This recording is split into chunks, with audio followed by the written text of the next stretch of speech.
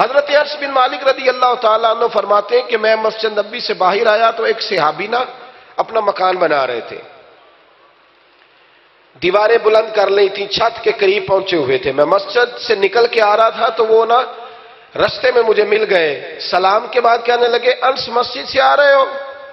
اپنا کام کر رہے ہیں، میں بھی گزرتا ہوں نا، لوگ کام کر رہے ہوتے ہیں، وہ بھی گزرے، چونکہ شوق تھا قرآن پاک کا، ایک دوسرے کے ساتھ قرآن مجید کی بات کرنے کا شوق تھا۔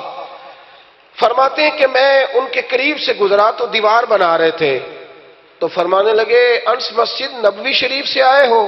ہاں وہاں سے آیا ہوں۔ کہا کوئی نئی آیت تو نہیں آئی حضور پہ؟ میں نے کہا آئی ہے، ابھی سن کے آیا ہوں۔ کہا سنائیے؟ کہا ابھی آیت آئی ہے، حضور نے ہمیں ابھی سنائی ہے، اقترب للناس حسابهم وهم فی غفلۃ معرضون۔ رب فرماتا ہے لوگوں کے حساب کا وقت قریب آ گیا ہے، ابھی بھی غافل ہیں۔ اقترب للناس حساب کا وقت، حساب کا وقت، جس کی عمر 60 سال ہے اس کی تو 30 سال گزر گئی، تو باقی تو آدھی رہ گئی، اور جس کی 40 ہے اس کی تو بھائی 70% بیت گئی ہے۔ پتہ نہیں میں آپ کو بات بھی سمجھا پا رہا ہوں کہ نہیں سمجھا پا رہا۔ اسلام نے ہمیں یہ بتلایا ہے کہ تم یہاں آنے سے پہلے بھی کہیں تھے، اور یہاں سے جانے کے بعد بھی تم نے کہیں جانا ہے۔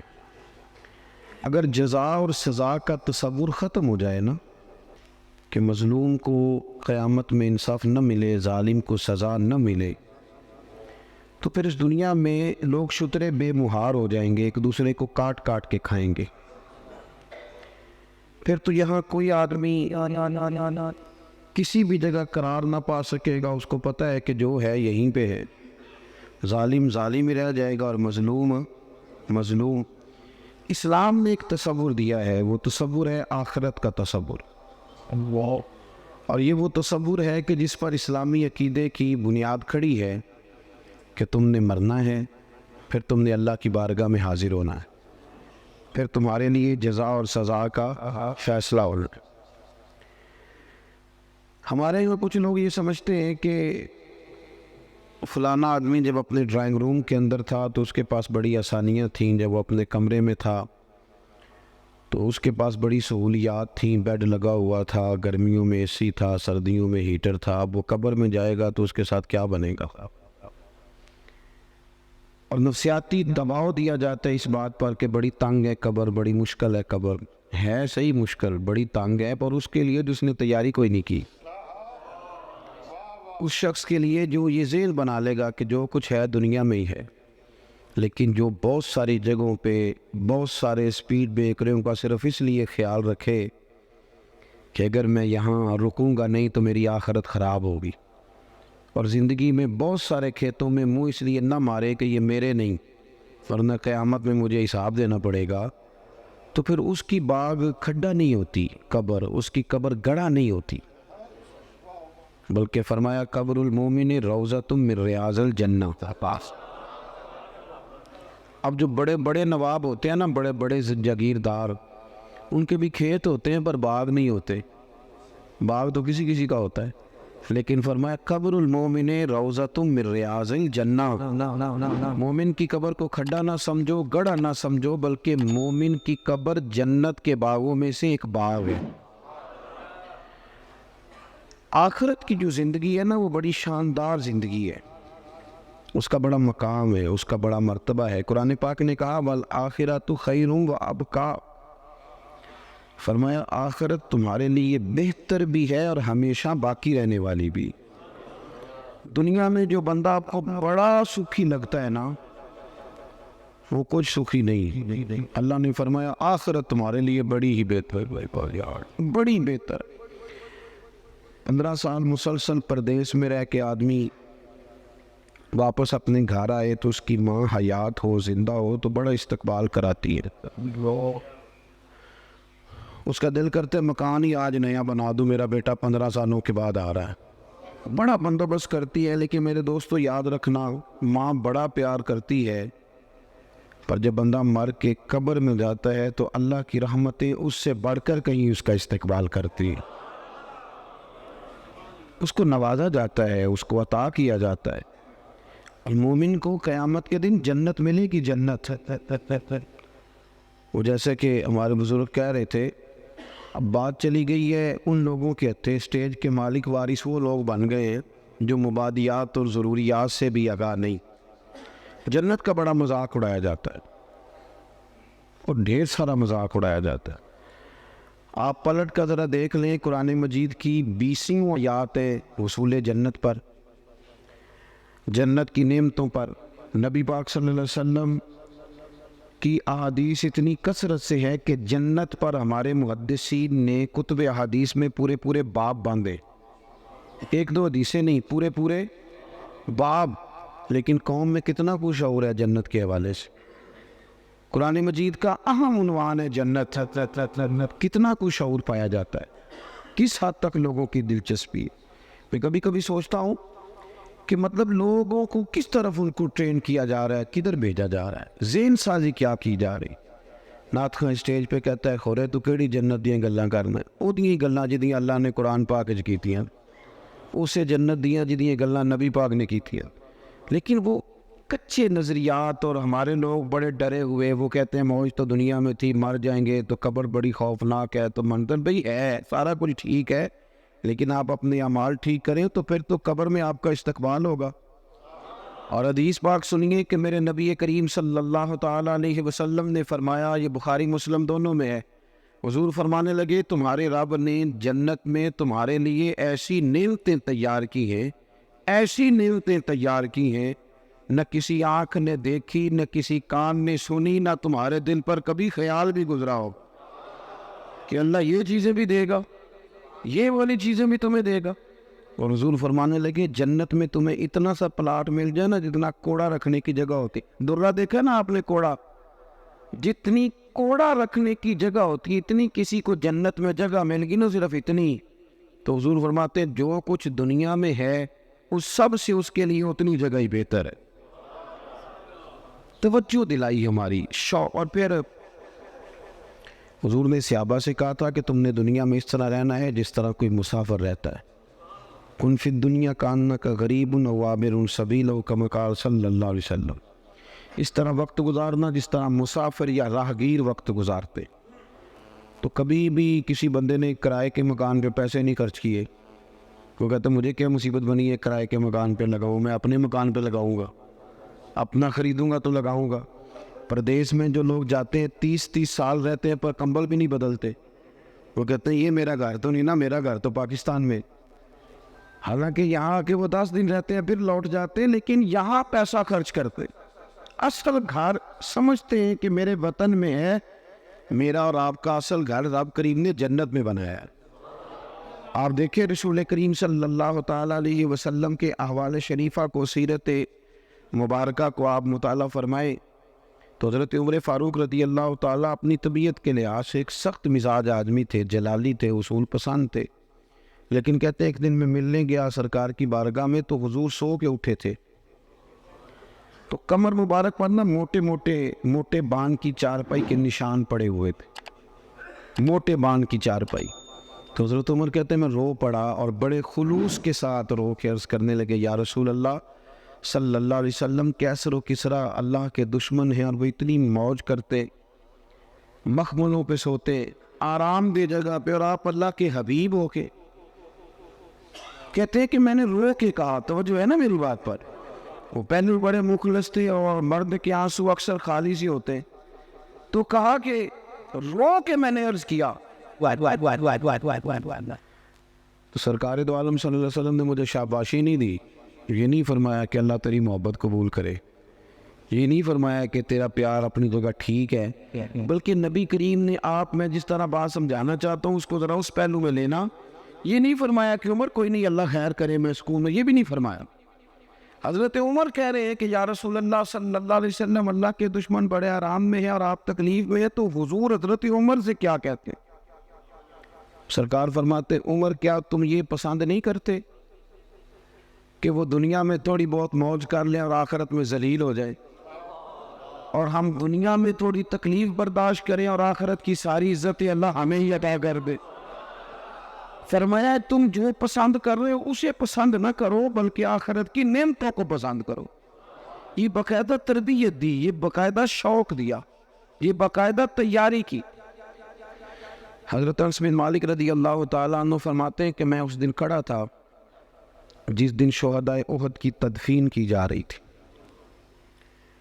تو حال یہ تھا کہ حضرت صفیہ رضی اللہ تعالیٰ عنہ نبی پاک صلی اللہ علیہ وسلم کی پھپھو جان، انہوں نے جب دیکھا نا کہ میرے بھائی حضرت امیر حمزہ کا سارا وجود کاٹ دیا گیا، تو وہ 2 کپڑے لے کے آئیں کفن کے لیے۔ تو کہا کہ یا رسول اللہ صلی اللہ علیہ وسلم میرے بھائی کو اس میں کفن دے دے۔ تو اللہ کے محبوب صلی اللہ علیہ وسلم کفن دینے لگے تو ساتھ ہی حضرت مصعب ابن عمیر کی لاش مبارک پڑی تھی، وہ بھی شہید ہو گئے تھے۔ سرکار فرمانے لگے پھپھو میرا دل نہیں مانتا کہ اپنے چچا کو تو 2 کپڑوں میں غسل دے دوں اور مصعب ابن عمیر کو ایسے ہی دفن کرتا ہے۔ تو وہ بھی کہنے لگیں کہ حضور آپ اس طرح کریں، ایک کپڑا انہیں دے دیں اور ایک انہیں دے دیں۔ اب ایک کپڑا چھوٹا تھا، ایک بڑا تھا۔ اللہ کے رسول نے بڑا کپڑا حضرت مصعب ابن عمیر کو دیا، چھوٹا کپڑا حضرت امیر حمزہ کو دیا۔ فرمایا میں ہم اس کے وارث ہیں، یہ ہمارے خاندان کا ہے، تو ہم دوسروں کے لیے قربانی دیں گے، اثار کریں۔ لیکن وہ بڑا کپڑا دیا تو بھی حضرت مصعب ابن عمیر کو پورا نہیں تھا، حضرت امیر حمزہ کو بھی پورا نہیں تھا۔ اگر سر ڈھانپتے تھے تو پیر ننگے ہو جاتے تھے، پیر ڈھانپتے تھے تو سر ننگا ہو جاتا تھا، قربان جائے۔ حضرت انس بن مالک کہتے ہیں لوگ یہ منظر دیکھ رہے تھے اور رو رہے تھے، پر حضور نے ایک فکرہ کہا تو ہماری سوچیں بدل دی۔ فرمایا کیوں پریشان ہوتے ہو، انہیں دفن کرو، تم قبر پہ مٹی ڈال کے سائڈ پہ ہو جاؤ، اللہ ابھی انہیں جنت کا لباس عطا کر دے۔ بھی 1 منٹ کی بات ہے، انہیں جنت کا لباس ملے گا، اور شاندار لباس ملے اور اعلیٰ لباس ملے گا، اور وہ ملے گا جو میرا رب اپنے فضل سے عطا فرمائے گا۔ آخرت کی جو نعمتیں ہیں، جو شانیں ہیں، حضور نے انہیں بیان کیا ہے۔ رسول کریم صلی اللہ علیہ وسلم فرماتے ہیں کچھ لوگ ایسے ہوں گے قیامت کے دن جن کے چہرے چمکیں گے، تو انبیاء پوچھیں گے یہ کون ہے؟ تو انہیں بتایا جائے گا یہ مدینے والے محبوب کے وہ غلام ہیں جو وضو کیا کرتے تھے، تو آج وہ جگہیں چمک رہی ہیں۔ قیامت ہمارے یہاں نا اطمینان قلبی نہیں، آپ یقین کریں کہ وہ کوئی بندہ بھی اگر ہمارا یہ ذہن بن جائے نا کہ دیوار کے اس پار میری جائیداد ہے، دریا کے اس پار، تو جتنی مرضی مشقت کرنی پڑے لوگ دریا پار کریں گے، میری اپنی جائیداد ہے، میرا گھر ہے، میرا بینک بیلنس ہے، میں نے جانے ہی جانا ہے، جدوجہد کرتے ہیں لوگ۔ لیکن اس پر ہم کیوں نہیں یقین رکھتے کہ قبر کے اندر اللہ نے میرے لیے باغ تیار کیا ہوا ہے، میرے لیے بڑی آسانیاں تیار کی ہوئی۔ صحابہ کو نا انشراح صدر حاصل ہو گیا تھا، انشراح صدر، دل گواہی دیتا تھا کہ واقعی نا ہمارے لیے جب احد کی جنگ ہو رہی تھی تو حضرت انس بن نضر رضی اللہ تعالیٰ عنہ، یہ حضرت انس بن مالک کے چچا ہیں، تو جب کافروں نے یہ خبر اڑا دی کہ سرکار کو شہید کر دیا گیا تو صحابہ کے حوصلے کچھ پست ہوئے۔ تو حضرت انس بن نضر پتہ کیا کہتے تھے لوگوں سے؟ کہتے تھے پیچھے نہ جاؤ، تلواریں اٹھاؤ، اور آپ فرماتے تھے وہ جس جنت کی حضور نے ہمیں خوشخبری دی ہے نا، فرماتے تھے اللہ کی عزت کی قسم مجھے احد پہاڑ کے اندر سے اس جنت کی خوشبو دنیا میں ہی محسوس ہو رہی ہے۔ انشراح صدر ہو گیا تھا کہ آخرت میں اللہ نعمتیں دے گا۔ اور وہ چیزیں دیکھیں نا، جو آدمی سائیکل چلاتا ہے رات کو خواب میں بھی اسے، ہمارے ایک بزرگ ہیں تو انہوں نے بیان کیا کہ امام جلال الدین سیوطی رحمۃ اللہ علیہ کو جاگتے ہوئے 72 مرتبہ رسول کریم کی زیارت نصیب ہوئی۔ تو آپ تو خیر بڑے خوبصورت لوگ ہیں، آپ نے سبحان اللہ کہا ہے، پر جنہ کور کے ویکھے انہوں نے میں تکیا ہے، جنہ کور ہے، یہ بھی ایک دور ہے۔ اب کرامت پہ لوگ نا تھوڑا گھورتے، یہ کیسے جی؟ تو بڑی صاف سی بات ہے میرے بھائی، محدثین کو، علماء کو، بزرگوں کو ہوں مخلص انہیں زیارت ہوتی ہے۔ وجہ اس کی یہ ہے کہ جو بندہ سائیکل چلائے، اگر رات کو خواب میں وہ سائیکل چلاتا ہے کہ نہیں؟ میری طرف دیکھیں جی، میری بات سنیں۔ اور اگر وہ شخص دن میں کوئی کام کرے تو رات کو خواب میں بھی وہی کام کرتا ہے، تو جو سارا دن رسول اللہ کی حدیث پڑھے اور نبی پاک کا دین پڑھائے اور سیرت میں رہے، میری عمر مدینے دے ٹبیاں دی تصویر بناؤندیاں گزر گئی، تو جو اپنا سارا وقت اسی میں بتاتا ہے نا وہ مخلص۔ وہ مخلص اس کا نظریہ یہ ہو کہ میں محبوب کی باتیں کر رہا ہوں، تو یہ سارا دن محبوب کی باتیں کرتا ہے، وہ خواب میں بھی محبوب کی باتیں کرتا ہے، تو اس میں رٹا ڈالنے کی تو بات ہی کوئی نہیں۔ تو انشراح صدر ہو، انہیں تو خواب بھی جنت کے آتے تھے، کیونکہ انہیں پتا تھا کہ ہم نے جنت میں جانا ہے۔ ہمارا مزاج نہیں، ہم کہتے ہیں وہ مر گئے تو سلسلہ ختم، کیونکہ ہم نے ساری سیاست ہی دنیا داری کے لیے کی ہوئی ہے، ہم نے سارا منصوبہ ہی دنیا کے لیے ظاہر ہے جو ہم نے جمع کیا ہے، جس ماحول کے لیے جمع کیا، جب وہ ماحول ختم ہوا تو وہ کام بھی ختم ہوا۔ اللہ کے بندے تو بڑا خزانہ جمع کرتے تھے آخرت کے لیے، تیاری کر کے رکھتے تھے، تو پھر ظاہر ہے انہیں خواب بھی اسی کے آتے تھے۔ بخاری شریف میں حدیث ہے، ایک خاتون سرکار دو عالم صلی اللہ علیہ وسلم کی بارگاہ عالی مرتبت میں حاضر ہوئیں، انہیں مرگی کا مرض تھا۔ مرگی کا مرض اعصابی ہوتا ہے، ہمارے یہاں یہ جو پٹھوں کی تکلیف ہوتی ہے نا، تو اس کے لیے نیورو سرجن سے علاج کرایا جاتا ہے۔ نیورو سرجن بنیادی طور پہ دماغ کا ڈاکٹر ہوتا ہے، لیکن چونکہ اعصاب سارے کاؤنٹ ہوتے ہیں پورے وجود میں، تو پھر وہ اعصابی تناؤ جو ہے اس کو وہ دیکھتا ہے، اس کو چیک کرتا ہے، اور باقی ساری چیزوں کو اسی پر پھر وہ استدلال کرتے اور اس کا علاج کرتے۔ تو اعصابی مرض ہے، جب کسی کو مرگی ہوتی ہے تو وہ بندہ بے ہوش ہو جاتا ہے، اور اس کا سارا وجود اس کے کنٹرول میں نہیں رہتا، وہ بیچارہ بے بس ہو جاتا ہے۔ تو کتنی بڑی تکلیف ہوتی ہے، اور انسان بیمار ہو اور پھر مرگی سے بیمار ہو۔ تو وہ خاتون حاضر خدمت ہوئی تو عرض کرنے لگی، یا رسول اللہ صلی اللہ علیہ وسلم مجھے مرگی ہے، حضور میں بڑی تکلیف میں ہوں، مہربانی فرمایا میرے لیے دعا کر دے۔ اب اللہ کے رسول نے کیا فرمایا؟ حضور فرمانے لگے، بی ہے اور خواتین میں حوصلہ بھی کم ہوتا ہے، اور ویسے بھی جب بندہ بیمار ہو تو اس کا حوصلہ بڑا جوان بھی ہو تو حوصلہ ٹوٹ جاتا ہے۔ تو وہ خاتون تھی، بیمار تھی، یا رسول اللہ صلی اللہ علیہ وسلم بڑی تکلیف میں ہوں، مرگی کا مرض ہے۔ تو نبی کریم صلی اللہ علیہ وسلم نے فرمایا، تو میرے ساتھ ایک سودا نہیں کر لیتی؟ اس نے کہا حضور حکم کریں۔ تو محبوب فرمانے لگے، اگر تو کہتی ہے تو میں دعا کرتا ہوں، رب تجھے ابھی شفا دے دے گا، اور اگر تو کرے نا صبر تو میں تیرے ساتھ وعدہ کرتا ہوں رب تجھے بغیر حساب کتاب جنت عطا کر دے گا۔ میرے ویسے آپ کے ویسے پیر صاحب کہے نا کہ دسو بھائی شفا لینی جے کہ جنت، ویسے کہنے حضور لاج پال ہو تجھے شفا دیو نا، پھر جنت بھی ویکھی جائے گی، آپ دعا کرائیں نا، کوئی گل نہیں، خیر صلی ہے، ابھی بڑی تکلیف ہے، گوڑے نو بڑی درد ہے، تسی یہ کچھ کرو نا، بھئی ہمارا تو فیصلہ یہی ہے کہ ہمیں شفا چاہیے۔ لیکن حضرت انس بن مالک کہتے ہیں جب نبی پاک صلی اللہ علیہ وسلم نے اس بی بی سے کہا کہ تو بتا، تو کہتی ہے تو ابھی دعا کرتا ہوں، مالک بڑا کریم ہے جو شفا دے دے گا، اور اگر تو کرے صبر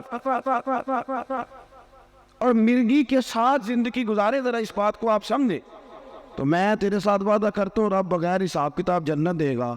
کہتے ہیں بی بی نے سوچنے کے لیے بھی ٹائم نہیں لیا، 1-1.5 منٹ میں بولی، کہنے لگی یا رسول اللہ صلی اللہ علیہ وسلم تھوڑی سی تو زندگی ہے، میں مرگی کے ساتھ ہی گزارا کر لوں گی، آپ دعا کریں رب مجھے جنت ہی عطا کرے۔ انشراح صدر ہے، ان کو یقین کامل ہے کہ جنت میں جائیں گے تو مہر بن جائے گی، لہذا وہ یا رسول اللہ میں مرگی سمیت گزارا کر لوں گی۔ حالانکہ بندہ اب نارمل ہو جاتا ہے مرگی والا، نہ وہ کسی فنکشن پہ جا پاتا ہے، نہ کسی جگہ پہنچ سکتا ہے، وہ تڑپتا ہے، لیکن اس نے عرض کی یا رسول اللہ آپ میرے ساتھ وعدہ کریں کہ اللہ مجھے جنت دے گا۔ تو محبوب کریم نے فرمایا تجھے مبارک ہو، تیرے ساتھ وعدہ ہو گیا۔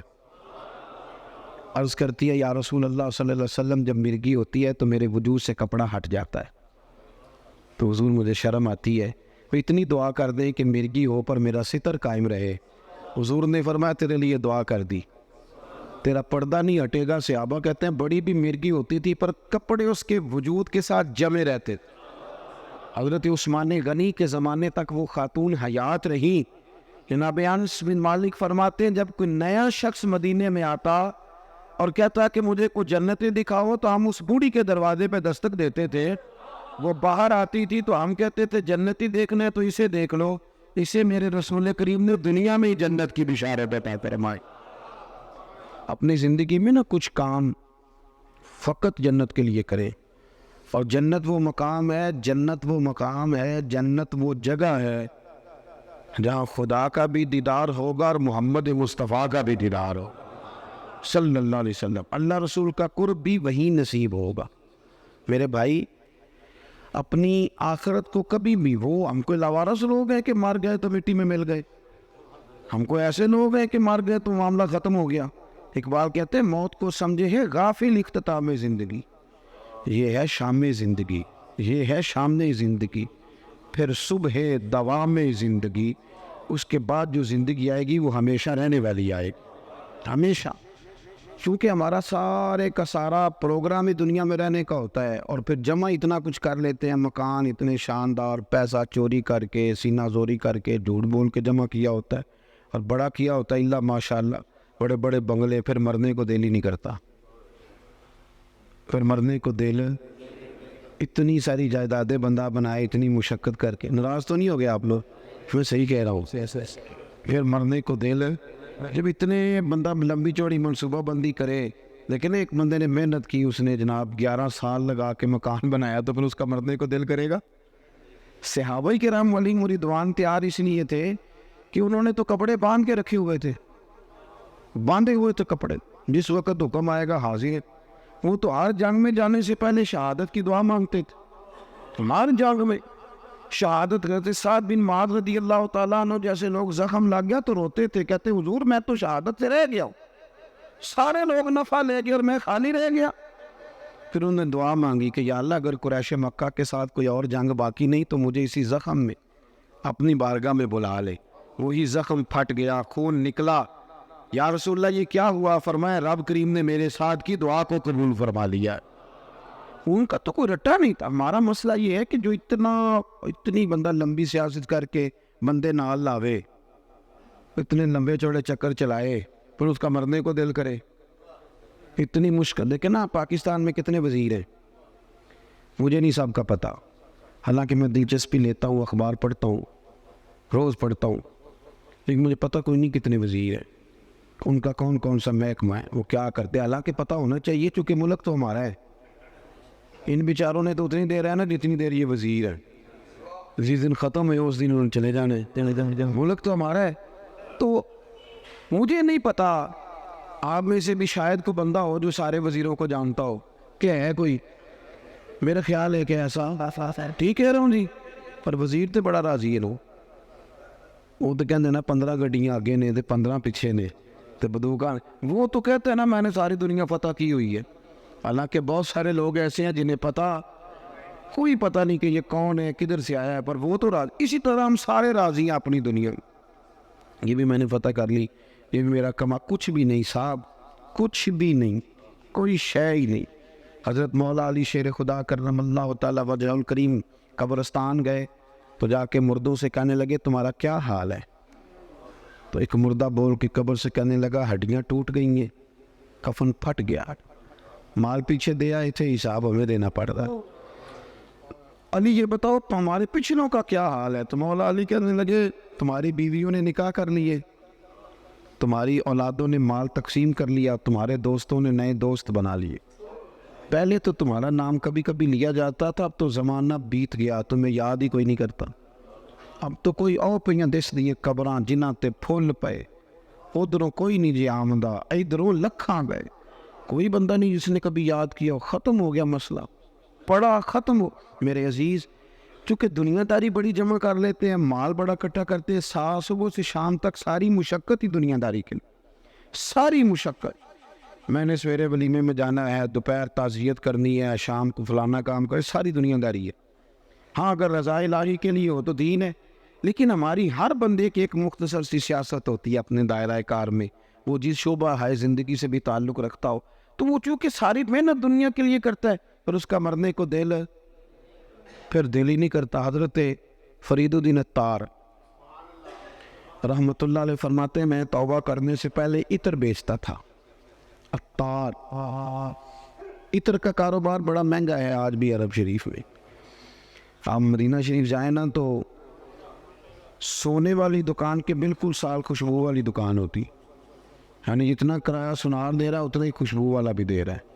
ایک مہنگا ترین کاروبار ہے پوری دنیا میں۔ تو کہتے ہیں میں بڑا امیر آدمی تھا تو میں نے عطر کی دکان بنا لی. میں عطار تھا تو بڑا خوبصورت میں نے ہال بنا کے اس کے اندر میں نے بڑا زبردست ڈسپلے کیا اور میں نے خوشبوئیں اس کے اندر لگائیں.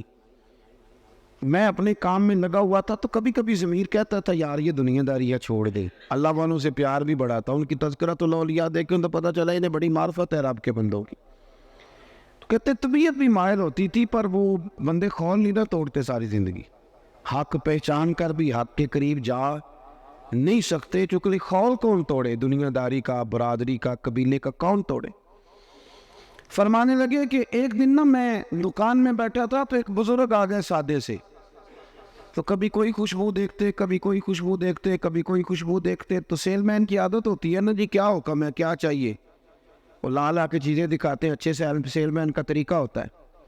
تو فرماتے میں نے نا تھوڑی دیر تو بابا جی کو موقع دیا کہ وہ تلاش کر لیں. پھر میں سمجھا کہ کوئی گاہک ہے اور کوئی چیز تلاش کر رہے ہیں جو مل نہیں رہی. تو کاؤنٹر کے اندر بھی میں نے شیشیاں رکھی ہوئی تھی. تو میں نے بابا جی سے کہا بزرگوں کیا تلاش کر رہے ہیں, کیا دیکھ رہے ہیں, مجھے بتائیں میں پیش کرتا ہوں. کہتے بابا جی تھوڑی دیر چپ کر گئے, پھر غور سے میرا چہرہ دیکھا. کہنے لگے پتر میں تو صرف یہ دیکھ رہا ہوں کہ تیری جان بڑی مشکل سے نکلے گی. تو کہتے مجھے, میں دنیا دار تھا, دنیا دار کو نصیحت کریں تو اسے غصہ ہی آتا ہے. مجھے غصہ آیا. میں نے کہا جی کیوں جی کیوں مشکل سے نکلے گی. کہنے لگے یار تو نے مال ہی بڑا جمع کیا ہوا, جب تم مرنے لگے گا کبھی یہ بوتل یاد آئے گی, کبھی یہ والی یاد آئے گی, کبھی یہ والی یاد آئے گی, کبھی فلانے بینک والا اکاؤنٹ پریشان کرے گا, کبھی دوسرا کرے گا, کبھی وہ والی زمین, کبھی تو کیسے مرے گا, تیرا تو مرنے کو دل ہی نہیں چاہے, تو نے تو دنیا داری. کہتے اور غصہ لگا مجھے بابے کی بات کا. تو میں نے پورے غصے میں کہا بابا اچھا اسی کہتے نہیں تو اپنی قبر جانا ہے. میں نے کہا میری مشکل سے نکلے گی تو تیری کیسے نکلے گی. تو کہتے ہیں بابا جی کہنے لگے ادھر آ کاؤنٹر سے باہر بتاؤں کیسے نکلے گی, ادھر آ باہر. کہتے ہیں میں بابا جی کے قریب آیا تو بابا جی کہنے لگے دکھاؤں تجھے کیسے نکلے گی. میں نے کہا دکھائیں. وہ فرش پہ لیٹ گئے, کلمہ پڑا اور ان کی روح پرواز کر کے عرش فرشتے بانگا ملیاں, مکے پہ گئے شور, بلے شاہ سا نہیں ہے مرنا, اے مر گیا ہی کوئی اور کہتے ان کی روح پرواز کر کے کہنے لگے یوں نکلے گی جان. کہتے میں سختے میں آ گیا, مجھے سمجھ ہی نہ آئے یہ بنا کیا ہے. اس طرح کے بھی کوئی بندے ہوتے, اس طرح کے بھی بندے. امام غزالی نے وضو کیا, غسل کیا, کفن پہنا, خوشبو لگائی, چارپائی پہ لیٹے, کہنے لگے اچھا مالک اگر تیری یہ مرضی ہے تو میں بھی تیار ہوں. کلمہ پڑھا تو روح پرواز کر گئی. میرے عزیز حضرت فرید الدین عطار رحمۃ اللہ تعالیٰ علیہ فرماتے ہیں کہ میں بابا جی لیٹے ہوئے ہیں, چہرہ چمک رہا ہے, روح پرواز کر کے مجھے سمجھ نہیں آ رہی. میں نے کہا یار اتنا بڑا کمال. کچھ لوگ میں نے بلائے, غسل دیا, کفن پہنایا, جنازہ پڑھا, بابا جی کو دفن کیا تو پھر میں اپنی دنیا داری بھی دفن کر آیا. پھر میں نے دفن کر دی اپنی دنیا داری. میں نے کہا ختم ہو گیا معاملہ, اب ضرورت کیا ہے ان چیزوں. ہمارا جو مسئلہ ہے نا میرے بھائی وہ دن بدن پیچیدہ ہوتا چلا جا رہا ہے, پیچیدہ سے پیچیدہ. دینداری کرے, آخرت کے لیے کوئی خزانہ ہو, قیامت کے لیے. بخاری مسلم میں حدیث ہے, نبی کریم صلی اللہ تعالیٰ علیہ وآلہ وسلم نے ارشاد فرمایا کہ اللہ تبارک و تعالیٰ نے جنت میں میرے غلاموں کے لیے ایسی نعمتیں تیار کی ہیں کہ باقی ساری امتیں رشک کریں گی. وہ کہیں گی کیا بات ہے ان کی, اتنا اعزاز اللہ دے گا, اتنا نوازے گا, اور ہمارے ہاں وہ شوق ہی نہیں, وہ ذوق ہی نہیں. ہم ساری زندگی دنیا کا مکان ہی سیدھا کرتے رہتے, جو نیا ڈیزائن آ گیا اس کی ٹائلیں منگوا لی اور لگا لی. تھوڑا سا فکر کرے, شوق پیدا کرے آخرت کے لیے. آپ دیکھیں نا نبی کریم صلی اللہ تعالیٰ علیہ وآلہ وسلم کی خدمت میں خاتون حاضر ہوئی, اس کا بیٹا بدر میں شہید ہو گیا تھا. تو عرض کرنے لگی حضور بتائیں میرا بیٹا کہاں ہے, میرا بیٹا کہاں ہے میرا پتر. فرمایا کیا کرے گی. عرض کی یا رسول اللہ اگر وہ جنت میں نہ ہوا تو پھر کھول کے روؤں گی, اگر وہ جنت میں ہے تو پھر اللہ کا شکر ادا کروں گی. تو سرکار بیٹھے تھے مسجد نبوی میں, نظر اٹھائی تو فرمایا بی بی 8 جنتیں جو سب سے اعلیٰ جنت ہے وہ رب نے تیرے بیٹے کو عطا کی ہے. صحابہ کہتے ہیں پھر ہم نے اس کی آنکھ میں آنسو نہیں دیکھا, پھر وہ اللہ کا شکر ادا کرتی ہوئی چلی گئی. آپ سب دیکھ کے ان کو اطمینان قلبی تھا کہ ہمارا بڑا مقام ہوگا, ہمارا بڑا درجہ ہوگا, ہمیں قرب الہی ملے گا, ہمیں حضور کی بارگاہ ناز کی قربت نصیب ہوگی. اپنی زندگی میں اپنی آخرت کے لیے ضرور تیاری کرے. دیکھ لیں کہ نیکیوں کا حجم کیا ہے. اگر مجھے آج اتنا پتہ ہے نا کہ میرا مکان کتنے کا ہے اور میرے جیب میں اور میرے اکاؤنٹ میں پیسے کتنے ہیں، یہ اگر مجھے پتہ ہے تو مجھے یہ بھی پتہ ہے کہ میری نیکیوں کے خزانے میں کیا کچھ ہے. اور مجھے پکا پتہ ہے کچھ نیکیاں ہم کرتے ہیں نا تو وہ کئی دفعہ اس قابل نہیں ہوتی کہ ان سے کوئی اجر کا مطالبہ کیا جائے، اس لیے کہ وہ بہت ساری جگہوں پہ دکھاوا ہوتا ہے، ملمہ سازی ہوتی ہے، وہ اپنی بڑھوتری کے لیے بھی کچھ کام ہوتے ہیں. تو مجھے وہ حضرت خواجہ معین الدین چشتی رحمۃ اللہ علیہ نا آخری عمر میں بڑا رویا کرتے تھے، بڑا ہی روتے تھے. تو ایک دن سارے مریدین نے خواجہ قطب صاحب سے کہا کہ آپ حضرت سے عرض کریں اتنی آہوزاری. تو خواجہ قطب صاحب رحمۃ اللہ نے عرض کی حضور 50 سال آپ نے عشاء سے لے کر فجر تک اپنے رب کی عبادت کی، دین اتنا پھیلایا ہے، اتنا پھیلایا ہے کہ قطب الدین بختیار کاکی جیسے صوفی بھی اور شہاب الدین غوری جیسے مجاہد بھی، یہ سارے آپ کی نگاہ کی کرامات ہیں. تو اتنی آہوزاری، اتنا کچھ کیا، اتنی نیکیاں کی. تو خواجہ صاحب کا ایک جملہ تاریخ میں بڑا شاندار ملتا ہے، فرمانے لگے قطب الدین نیکیاں تو کافی ساری ہے پر یار کو پیش کرنے کے قابل کوئی بھی نہیں. سوچتا ہوں اگر تحفہ بنا کے پیش کروں گا تو کیا پیش کروں گا، کچھ تو ایسا ہونا چاہیے جو پیش کرنے کے قابل. نعت سرکار کی پڑھتا ہوں میں، بس اسی بات سے کرنے میرے رحمت ہوگی. ایک تیرا نام وسیلہ ہے میرا، رنج و غم میں اسی نام سے راحت ہوگی. یہ سنا ہے کہ بہت گھور اندھیری ہوگی، قبر کا خوف نہ رکھنا ہے دل، وہاں سرکار کے چہرے کی زیارت ہوگی. ان کو مختار بنایا ہے میرے مولا نے، خلد میں بس وہی جا سکتا ہے جس کو ہنسنے کے بابا کی اجازت ہوگی. چاہت نہ پیدا کرو، یہ اس کو کہا جو بڑا ہے، یہ اس کا سٹیٹس ہے. کئی دفعہ بوڑھوں کا بھی خیال ہوتا ہے نا کہ اب فلانے نے مجھے جگہ ہی نہیں دی، تو وہ نہ یہ ماحول بنائے. میری بات کی سمجھ آ رہی ہے آپ حضرات؟ وہ نہ یہ ذوق پیدا کرے کہ اب میرے لیے جو ہے وہ ہمیشہ اعزاز میں لوگ رہیں. نہیں کوئی ادب کرتا تو اللہ جانے اور وہ جانے، یہ بھیک نہ مانگے، یہ روب ڈال کے ادب نہ حاصل کرے، وہ تو جہنمی ہے جو یہ کہے. لیکن نوجوانوں کی جو تربیت ہے آج وہ عنوان ہے، اس پر بات کر رہا ہوں. حضرت سعد بن معاذ رضی اللہ تعالیٰ عنہ نبی پاک صلی اللہ علیہ وسلم کے پاس آئے تو ان کے قبیلے کے کچھ نوجوان بھی وہاں بیٹھے تھے. حضرت سعد بن معاذ ان میں سے بوڑھے تھے، بزرگ تھے، اور جب وہ آئے تو وہ نوجوان بیٹھے رہے. نبی کریم صلی اللہ تعالیٰ علیہ وآلہ وسلم نے پہلے ان نوجوانوں کو دیکھا، جناب سعد کچھ دیر رہے اور چلے گئے. تو اللہ کے رسول علیہ السلام نے فرمایا تمہارے قبیلے کا بڑا تھا، تم نے اٹھ کے استقبال ہی نہیں کیا، تم نے توجہ ہی نہیں کی، تم نے اعزاز ہی نہیں دیا، تم نے یہ خیال نہیں کیا کہ ایک بڑا آیا ہے، تم نے اس کو تکلیف دی. اعزاز اکرام، بھائی کیا حرج ہوتا ہے تھوڑا سا اگر کسی بزرگ کو جگہ آگے دے دی جائے؟ اس میں کیا فرق پڑتا ہے کہ اگر آپ کسی لائن میں لگے ہوئے ہیں تو کسی بوڑھے کو کہیں کہ جناب بابا جی آپ آ جائیں. اور میرے بھائی کون سا وجود کا کوئی حصہ ٹوٹ جاتا ہے اگر کسی ضعیف کو، کسی بوڑھے کو یہ کہا جائے کہ آپ لائن سے نکل جائیں اور یہ بل مجھے دے دے میں جمع کرا دیتا ہوں؟ کیا تکلیف ہوتی ہے؟ ہمارے ہاں تو بوڑھوں کی چارپائیاں گھر میں اب علیحدہ رہتی ہیں، الگ رہتی.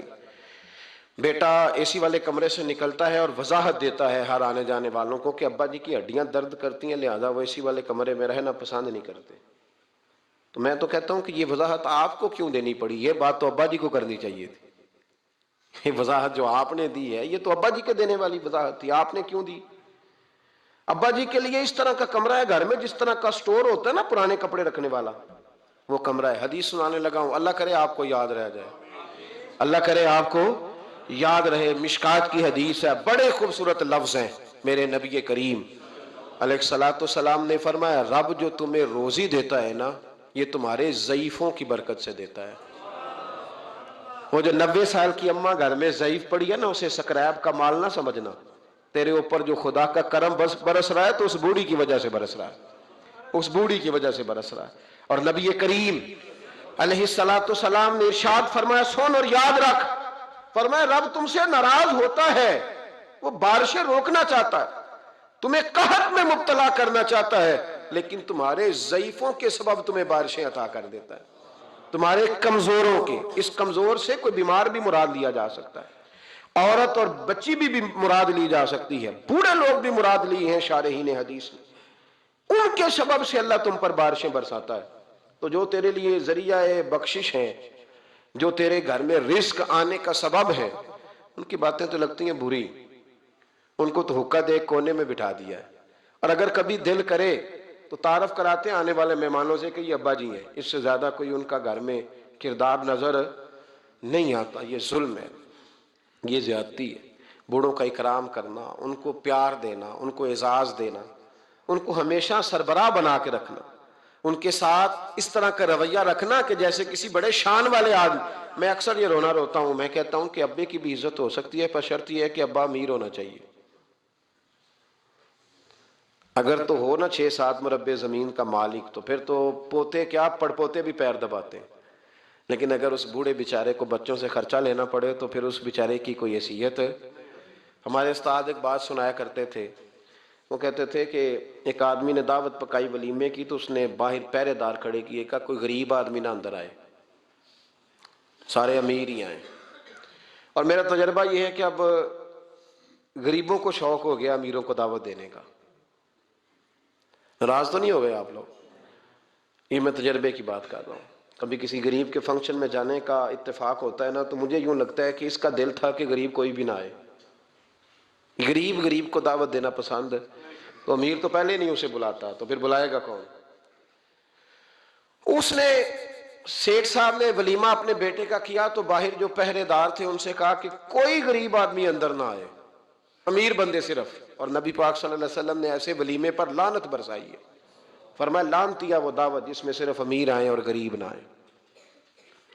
اس نے کہا بھی صرف نہ امیر لوگ آئیں. تو ایک بندہ تھا بڑا امیر, لیکن بیچارہ نہ کہیں کام کاج سے اٹھ کے ہی آ گیا, تو کپڑوں کو اسی طرح مٹی وٹی لگی ہوئی, تو دیر ہو رہی تھی, گھر جاتا چینج کرنے تو لیٹ ہو جاتا, تو ایسے ہی آ گیا. جب وہ آیا تو پہرے دار کھڑا, تو اس نے کہا دوڑ جا, تیرا کوئی مطلب نہیں ہے یہاں. اس نے کہا یار میں سیٹھ آدمی ہوں, بدلا کپڑے نہیں بدلے. اس نے کہا سیٹھ ہوتا تو تیرے کپڑوں سے پتہ نہ چلتا. میرے بھائی وہ شخص کہتا ہے کہ میں نے کہا مجھے جانے دو اندر. کہنے لگے تیرے کپڑے نہیں دعوت والے. کہتا ہے میں وہاں سے واپس گیا دوڑا. آپ کو پتا ہے نا کپڑے بھی اب اللہ خیر کرے. ایک سنگی نو میں ایک دن کیا تو کالی اینک لائی سی, خیر ہے کہندا موٹر سائیکل تے کٹا پیندا ہے. کوئی دنوں تو بعد کار وچ بھی لا کے بیٹھا سی. میں کہ ہن اینو میں کی پوچھاں, ہن تے بہتر ہے اینو چٹی سوٹی بھی نال دیاں. بھئی کیا اس سے انسان کا قد بڑھتا ہے, وہ ہے بات کرنے والی. جہاز میں اس دفعہ میں واپس آ رہا تھا, تو جہاز میں ایک نوجوان کالی اینک لگا کے پھر رہا. تو اب ڈر لگتا ہے نا, آپ کو پتا ہے کہ جسے بات کریں گے وہ کیا جواب دے گا. تو کیا ان چیزوں سے قد بڑا ہوتا ہے آدمی کا, کہ وہ تھوڑا سا جناب مطلب باہر آئیں. مجھے تو کمزور لگتے ہیں ایسے لوگ. اپنے لب و لہجے میں, اپنے انداز میں, اپنی طبیعت کے حساب سے, اپنے سٹائل میں آپ زندہ رہیں. یہ سچ ہے اور یہ اصل ہے. یہ سچ ہے اور یہ اپنی زندگی اپنے سٹیٹس کے مطابق, طبیعت کے مطابق گزارنا, یہی سچ ہے اور یہی اصل ہے. اسی میں انسان کا حسن ہے, اسی میں اس کا وقار ہے. اللہ تعالیٰ سمجھنے کی توفیق عطا فرمائے. تو وہ بندہ واپس گیا بیچارہ, کپڑے بدل کے آیا. اس نے بھی کہا کہ جانا میں نے بھی ضرور ہے, پر تنگ بڑا آیا. گھر گیا, مایا شایا والے کپڑے پہنے, سمجھ لے کالی اینک بھی لگا ہی لی. آیا تیار شیار ہو کے, کوٹ شوٹ پہن کے, ٹائی شائی کے ساتھ. جب واپس آیا تو وہ جو جس نے کہا تھا نا داخل نہیں ہونے دینا, اس نے خود دروازہ کھولا. وہ بندہ سیدھا سٹیج پہ چلا گیا, اور لوگ کھا رہے تھے پلیٹوں میں سالن. اس نے پورا ڈونگا ہی لے لیا, اور وہ لے کے نا سامنے رکھا, اور ایک کونے سے اپنا کرتا پکڑ کے اس میں ڈبویا, پھر دوسرے سے پکڑ کے اس میں ڈبویا, پھر پیچھے سے پکڑ کے. لوگ کہنے لگے پاگل ہو گیا. کہنے لگا نہیں, میری تو دعوت نہیں, دعوت تو کپڑوں کی ہے, میری کہاں دعوت ہے. اس لیے کہ میں تو آیا تھا, مجھے تو داخل ہی نہیں ہونے دیا. یہ تو دعوت ہے میرے کوئی نہیں سمجھ آئی آپ کو میری بات. بھئی وہ بھی کوئی انسان ہے جو کسی کے صرف کپڑوں کا حیا کرے. ٹھیک ہے انسان کا لباس اس کی شخصیت کا آئینہ دار ہوتا ہے, کپڑے اچھے پہننے چاہیے. نبی پاک صلی اللہ علیہ وسلم نے فرمایا تیرے پاس اگر نعمت ہے تو چھپا نہ, اس کا اثر تیرے اوپر نظر. لیکن آپ کسی کو کپڑوں سے جج کریں گے, گاڑی سے جج کریں گے, یہ معیار نہیں ہے. والد کو, استاد کو, مرشد کو کیا اس لیے جج کیا جائے گا کہ اب وہ مالدار ہوگا تو حیا کریں گے؟ اور بھائی ماں اگر کسی کھیت میں بیٹھ کے اپلے بھی تھاپ رہی ہو نا, اور وقت کا شیخ الحدیث کسی بہت بڑی مسجد میں بیٹھ کے حدیث بھی پڑھا رہا ہو, اماں وہاں اپلے تھاپ رہی ہے, تو اس محدث وقت بھی جنت اسی ماں کے قدموں کے نیچے, وہیں سے اسے جنت ملے گی. یہ نہیں ہو سکتا کہ وہ کہے جنت کہیں اور سے مل جائے گی. بے شک وہ بیچاری اپلے تھاپ رہی ہے, گوبر کے ساتھ کام کر رہی ہے. میری بات کی سمجھ آ رہی ہے؟ بزرگوں کا اکرام کریں, احترام کریں, ان کو ادب دینا سیکھیں, ان کے ساتھ لحاظ والا رویہ اختیار کریں. نبی کریم علیہ السلام کے صحابی حضرت ابو ہریرہ رضی اللہ تعالیٰ عنہ فرماتے ہیں کہ حضور سید عالم علیہ السلام کے پاس میں بیٹھا تھا تو چند نوجوان حضور کے پاس بیٹھے تھے. جہاں ہم بیٹھے تھے وہاں جگہ کچھ تنگ تھی. ایک بزرگ آ گئے سفید داڑھی والے, انہوں نے سلام لی. نبی پاک علیہ السلام نے سلام کا جواب دیا تو حضور نے نوجوانوں پہ 2-3 دفعہ نظر ڈالی, وہ بیٹھے رہے, ان کو جگہ نہیں دی, تھوڑے سمٹے نہیں. تو کہتے ہیں رسول پاک علیہ السلام نے بات کی تو میں کانپنے لگا. اللہ کے حبیب نے فرمایا من لم یرحم صغیرنا وَلَمْ يُعَقِّرْ كَبِيرَنَا فَلَيْسَ مِنَّا. فرمایا جس کو چھوٹے پہ شفقت نہیں کرنی آتی اور جس کو بڑے کی عزت نہیں کرنی آتی, اس کا تو ہم سے تعلق ہی کوئی نہیں. فَلَيْسَ مِنَّا, وہ ہم میں سے. فرمایا وہ آئے تم نے جگہ ہی نہیں دی, نے سفید داڑھی والے شخص کا اکرام نہیں کیا, اس کو تم نے جگہ ہی نہیں دی. اور ہم لوگ یہ سمجھتے ہیں, یہ نوجوان یہ سمجھتے ہیں کہ ہم نے کون سا بوڑھے ہونا ہے, ہم نے کون سا بوڑھے ہونا, ہم نے تو سدا جوان ہی رہنا ہے. ایک کلرک نے نا ایک دفعہ کسی بہت بڑے رائٹر کو کہہ کہ اپنے نام سمیت, اس نے کہا تھا میرا نام, ایڈریس, فون نمبر سمیت یہ بات اپنے کالم میں درج کر دو. اس نے کہا کہ میں کلرک تھا, تنخواہیں وغیرہ دیتا تھا کسی بینک میں یا کسی ایسے ادارے میں ملازم تھا جہاں میں وہ چیزیں دیا کر. تو کہتے ہیں کہ میں وہاں یہ کام کرتا تھا تو بوڑھے لوگ, آپ کو پتہ ہے ضعیف لوگ آتے ہیں بیچارے پینشن لینے, کسی بچے کی منت کرتے ہیں, وہ لے کے جاتا ہے, بابا جی کو یہ بھی نہیں پتا انگوٹھا کہاں لگانا ہے, فارم کیسے فل کرنا ہے. تو یہ سرکاری عہدوں پہ بیٹھے لوگ معاذ اللہ تنگ ہوتے ہیں اور کئی دفعہ غلط جملے استعمال کرتے ہیں. تو کہا کرتا تھا کہ میں بڑا سخت رویہ رکھتا تھا, اب میری بھی پینشن ہو گئی ہے, اور اب جب میں خود لینے جاتا ہوں نا تو کہتے ہیں جتنے دھکے میں نے یہ تھے اس سے 11 گنا کھا چکا ہوں, پر معافی کوئی نہیں مل رہی. تو لوگوں کو یہ میرا نام لے کے ایڈریس سمیت بتا دیں کہ اگر اپنا بڑھاپا سیو کرنا چاہتے ہیں تو اپنی جوانی محتاط کریں, اگر اپنا بڑھاپا سیف کرنا چاہتے ہیں تو اپنی جوانی, اور بڑھاپے میں باتیں برداشت جوانی میں برداشت ہوتی ہیں, بڑھاپے میں تو لفظ سہے بھی نہیں جاتے, آنسو خود بخود نکل جاتے ہیں جب بچہ بات کرتا ہے. سنو یہ نوجوان یہ حدیث یاد کر لیں, یہ طبرانی میں موجود ہے. میرے نبی کریم علیہ السلام نے فرمایا یہ حدیث یاد کر لینی ہے. پڑھیے درود صلی اللہ ہو, پھر کہیے صلی اللہ ہو, چلے تیسری دفعہ بھی پڑھ لیں صلی اللہ ہو. رسول پاک علیہ السلام نے فرمایا جو شخص اپنی جوانی میں کسی بوڑھے کی عزت کرے گا, جب وہ بوڑھا ہوگا تو اللہ اسے کئی گنا بڑھ کے اس کی عزت کرائے گا, اس کی کی گئی عزت سے کئی گنا بڑھ کے رب پھر اس کی عزت کرائے گا. نوجوان اکرام کرنا سیکھیں, بزرگوں کا احترام کریں, اپنے بڑوں کے ساتھ, اور بڑوں میں جتنے بھی صاحب فضیلت بڑے ہیں, آپ کا جو استاد ہے وہ آپ کے لیے بڑا قابل احترام ہے, بڑا قابل احترام ہے. میں ماسٹر کی ڈگری لینے کے بعد اب بھی کبھی گاؤں میں اپنی پرائمری کے ٹیچروں کو دیکھتا ہوں, اب بھی تو احساس پیدا ہوتا ہے کہ یہ اگر ہمیں وہ الف با تا سا نہ پڑھاتے, شروع کی کتابیں یہ المدہ عام نہ پڑھاتے, تو پھر اس سے آگے بھی ہمیں پڑھنا نہ آتا. اور اگر آپ کو اللہ تعالیٰ سمجھ دے نا, توفیق دے, تو یہ سمجھیں کہ جو چھوٹا استاد ہوتا ہے اس کی محنت زیادہ ہوتی ہے. ہاں یونیورسٹی والے جو ٹیچر ہیں تو لیکچر دے کے چلے جاتے ہیں, تو وہ جس نے رٹا لگایا نا پہاڑے یاد کرانے کا, وہ جس نے آپ کو املا لکھنی سکھائی ہے نا, اس کی محنت, اگرچہ اس کی تعلیم میٹرک پی ٹی سی ہے, اگرچہ اب آپ اس سے کئی گنا زیادہ تعلیم حاصل کر گئے، لیکن اصل مشقت اس قاری صاحب کی ہے جس قاری نے آپ کو قاعدہ پڑھایا ہے، جس نے تلفظ ٹھیک کرایا ہے۔ ابتدائی کتابوں کے اساتذہ کی مشقت زیادہ ہوتی ہے، بڑے لوگ تو لیکچر دے کے چلے جاتے ہیں۔ تو بھائی ادب کرنا سیکھیں۔ میرے رسول پاک صلی اللہ علیہ وسلم نے ارشاد فرمایا، حضور فرمانے لگے، ایک تیرا باپ وہ ہے جس کی صلب سے تو پیدا ہوا، اور ایک تیرا باپ وہ ہے جس نے اپنی بیٹی دے کے تجھے بیٹا بنایا، اور فرمایا ایک تیرا باپ وہ ہے جس نے تجھے تعلیم دی۔ وہ تیرا باپ ہے، اس کا اکرام کر، اس کا ادب۔ اور حضرت مولا علی شیر خدا نے تو شیروں جیسی بات ہی کر دی۔ بڑے لوگ بڑی بڑی باتیں، اتنی بڑی بات اس موضوع پر میں نے تلاش کیا ہے، میں نے بڑے لوگوں کو پڑھا ہے اس عنوان پر، لیکن اتنی بڑی بات کہیں نہیں ملی۔ حضرت علی المرتضیٰ رضی اللہ تعالیٰ عنہ فرمانے لگے، جس نے مجھے ایک حرف سکھایا ہے وہ میرا استاد ہے، اگر وہ چاہے تو مدینے کے چوک میں کھڑا کر کے مجھے بیچ دے، میں اس کے ہاتھوں بکنے کو بھی تیار ہوں۔ وہ جس نے مجھے ایک حرف، اساتذہ کا احترام نہیں، اساتذہ پریشان، استاد تو بیچارہ روز کٹہرے میں کھڑا ہے، روز کٹہرے میں، روز لوگ اس کو کہتے ہیں کہ جناب آپ نے یہ بات کیسے کر دی، آپ کی جرت کیسے ہوئی۔ اور جو لوگ، میں ایک کالج میں تھا چند دن پہلے، تو وہاں میرے جاتے ایک جھگڑا شروع تھا کہ جناب ہم کب سے آئے بیٹھے ہیں، تو ٹیچر کہتی ہے کہ یہ پیریڈ ختم ہوتا ہے تو پھر چھٹی دینی ہے، تو پہلے چھٹی دیں، چونکہ ماں بدولت آ چکے ہیں۔ اکرام نہیں، جو قومیں ادب نہیں کرتی وہ تعلیم کبھی بھی حاصل ہے، اور تعلیم حاصل کر بھی لیں تو تعلیم کا فیض نہیں پا سکتے۔